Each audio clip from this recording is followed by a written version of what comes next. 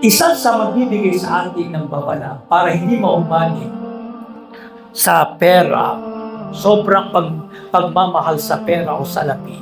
Itong sinabi ng Rasulullah sallallahu alaihi wasallam. Baunin natin ito.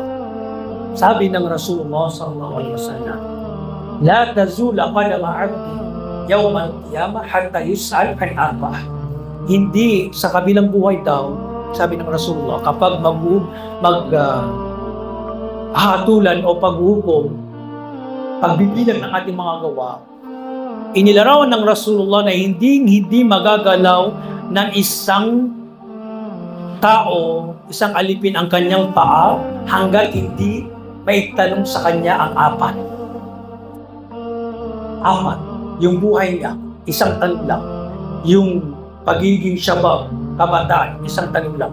Yung oras niya, lahat. Pero sa kayamanan, sabi ng Rasulullah, an malihi, tatanungin siya higil sa kanyang kayamanan, pera, salapi, o ano pa man, kayamanan, ari-arian. Min ayn nagtasabahu, kung saan niya kinita, kinuha, wa fima anfaqa, kung saan niya ginamit.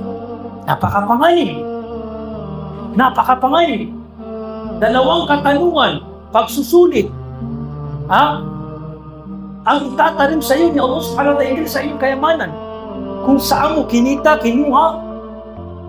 Pangalawa, kung saan mo ginugol. Maaaring makapasa ka doon sa una, kinita mo sa halal, pero baka doon ka ma-fail sa ikalawa. Kinita mo sa halal, alhamdulillah, hindi ka nagpasalamat. Bagkos, nailayo ka ng iyong mga salapi, pera. Gumawa ka ng haram. Naging maramot ka, subhanallah. Dito ka ma-fail. Ganyang kapangalim ang pera o salapi.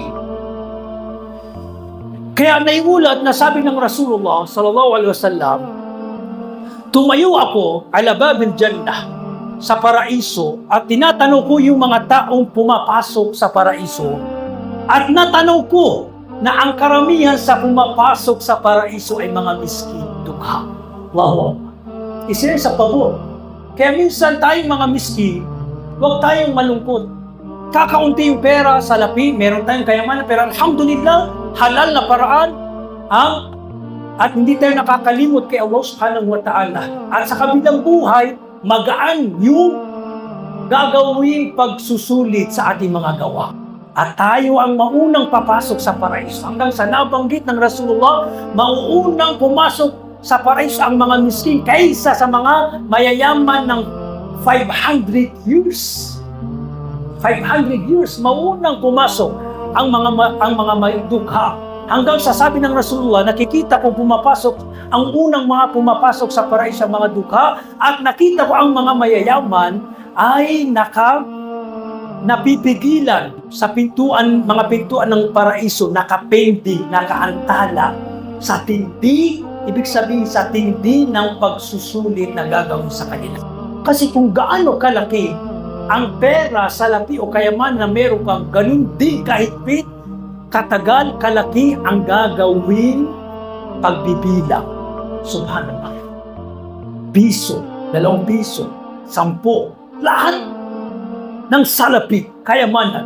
At tanong sa inyo pa, kung gaano kalaki, kung gaano ka kayaman, billionaire ka pa, tandaan mo na magiging delikado. Hindi naman magiging delikado kung nagamit mo sa mabuti, alhamdulillah.